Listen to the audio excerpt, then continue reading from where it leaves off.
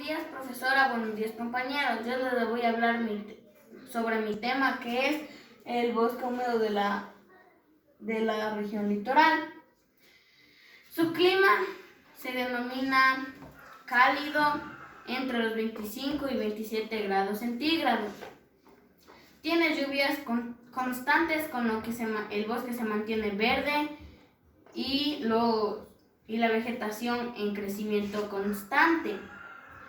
Las características es la abundancia de seres vivos como plantas y animales. La segunda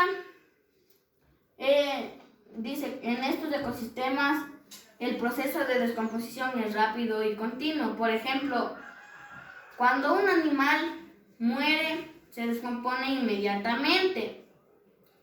La tercera es que está poblado de árboles frutales comestibles.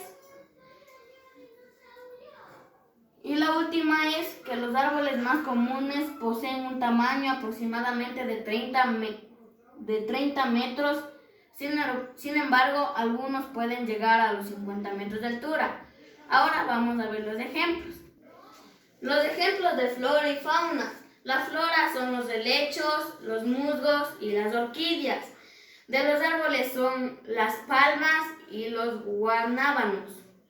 La fauna es los animales que habitan ahí. Son las ranas, los guacamayos, los tucanes, leopardos y pumas.